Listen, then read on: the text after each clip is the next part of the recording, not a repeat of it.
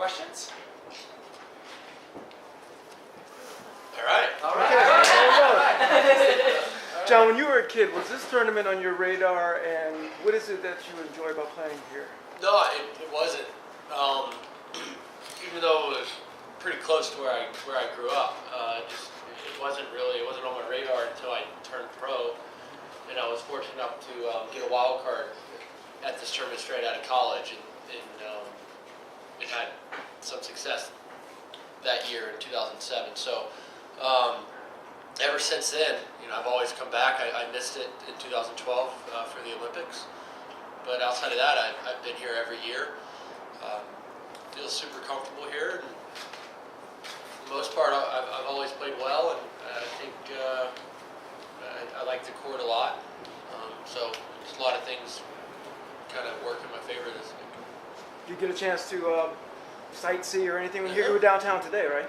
I was, but yesterday I did most of that. I did practice yesterday, so I spent a lot of time walking around the city, saw the World War II Memorial and Holocaust and all that stuff. So I love this city. It's cool. You're obviously coming off a big win in Atlanta. How are you feeling physically, and also what did that just mean for to get your summer start? Yeah, physically I feel pretty good. I was able to play through that tournament. Felt strong the whole week. I played well. I feel like I got stronger each and every match I played, which is very encouraging.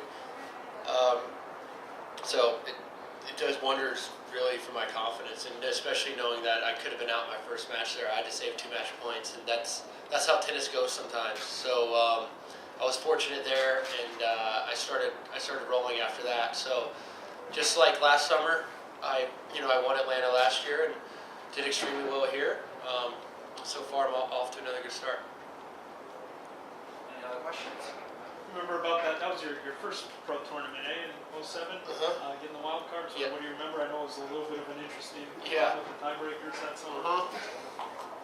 Well, I won 5 third-set tiebreakers in a row. I think that record still stands to this day. So that was pretty remarkable. It's something that I had no pressure on me, of course, coming out of college, and no one knew who I was, and I think that played to my advantage quite a bit. And I was just on a high. I remember the week prior to this, I'd won a challenger, so I was starting to get my ranking up a little bit. I'd only played a handful of tournaments too, so that tournament did so much for me. I kind of got my name out there, got my ranking up there pretty high after only playing 3 or 4 tournaments or something like that, and so I was extremely lucky to be able to do that and to obviously win all those close matches. John, as the highest ranked American, is there an obligation that comes with that? Is there a pressure that comes with that? Is there a comfort level that comes with that? What all is encompassing with that kind of title?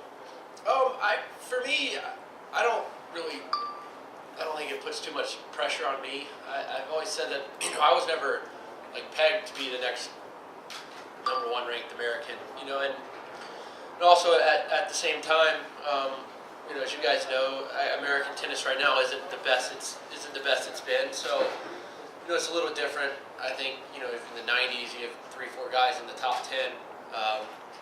For me, I'm just worried about myself and trying to get back into the top 10 where I've been before, and I'm pretty close. And it's certainly an honor to be the #1 American. But for me, I don't feel too much pressure.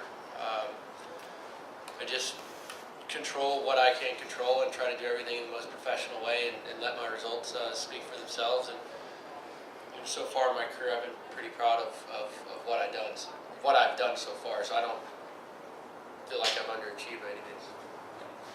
Nishikori was in here talking about how Wawrinka's win at the Australian Open kind of gave the players a little feeling of hope that some guys outside the Big Four. Do you feel that? Yeah, I do. I think that's sort of the general consensus around the ATP players world in the locker room a little bit. These guys are obviously, especially the top 3. They're still the top 3 in the world, and they're not going to go away. But I think that maybe the gap is closed a little bit. And I think that's in large part due to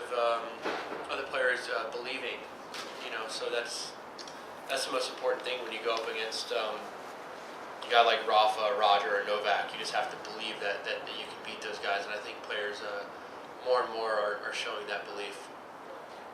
Playing the U.S. Open series, how is that different for an American, rather than other parts of the year? Yeah, well, I think for the most part, Americans tend to play better on hard courts. It's like what we've grown up on, So, and at the same time, we're playing in the U.S. where most of us are very comfortable, and we have the crowd on our side. And that goes a long way. For me, last week playing in Atlanta, to have going to school so close to there, I have a lot of crowd support there, and it helps so much. And I think that combined with the court surface which we all like, and a lot of things kind of roll all that together. It's a good recipe for American players to do well, and it has been for me especially this last every summer I've ever played, really. Any other questions? Yeah. We've played Jack Sock in semis, and I believe you guys know each other pretty well. What do you kind of make of him as he's sort of starting to rise in the rankings? Yeah, he's very good. Simple as that. I think he's very good. He's got a very bright future. He's moved down to Tampa, Florida, where I train now, so I'm training more and more with him. I don't know what he was doing prior, but I know he's working extremely hard in Tampa, working with the same fitness coach, and we're practicing together. And for one, he has a lot of talent, and I think that's pretty obvious. And I think he can start to put it all together pretty soon. He's got a weapon with his forehand that's that there aren't many forehands as good as his. So he has that in his favor, and he's extremely athletic. So he's gonna I think he's gonna keep moving up, in my opinion. John, you mentioned getting back into the top 10. What do you think you need to do to get your game to the next level, and what are you doing to facilitate that? Well, just do what I've been doing. I think the best thing for me is just for any player is just winning matches, and that's what gives you the most confidence. And it's not necessarily X's and O's. I mean, for me, I have to stay as aggressive as I possibly can, especially when I'm returning serve. It's not rocket science. I try to hold my serve as much as I can, so that should free me up to play more aggressively outside of that. Something I'm always working on. But for me, just try to string some matches together, and I'm on a little bit of a roll right now, and I'll try to keep it going. And if I can do that, then good things will start to happen. Have there been points of emphasis at all, John, going into hard court season that you've worked on in your game? Yeah, I mean, it's not that I've been hitting the practice courts any harder or anything, but it's more of a mental. I kind of got to tell myself to be more aggressive, to go for shots, to shorten the points, especially when the weather can get hot, get humid. It's tough conditions to play in, and I'm not necessarily built running 8 feet behind the baseline trying to win points that way. And I think in Atlanta last week, I felt like I played pretty well, and it was so hot that I had no choice but to be aggressive, because run around side to side, I was completely gassed. So, it really comes down to that. Being comfortable on the court, which I feel like I've achieved. When you win matches and win a tournament, especially, naturally you gain a lot of confidence from that. You're committed to play the entire U.S. Open series. If you continue to play deep into tournaments like last week, how physically feasible is that going to be? Yeah, well, we'll see. I mean, last year it wasn't too feasible. I made the finals here. I actually lost early in Montreal, which was a blessing. So I was able to get home for a little bit, and I played extremely well in Cincinnati, and that took a lot out of me. And I wasn't able to play the week before the U.S. Open. So I'm going to play everything by ear, and obviously it's how I'm feeling going forward. And health comes before everything. I'm not going to try to jeopardize something if I'm nicked up. I don't care what the tournament is. So for me, I feel good right now, which is great.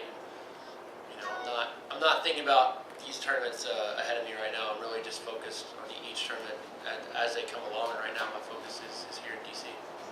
Last question?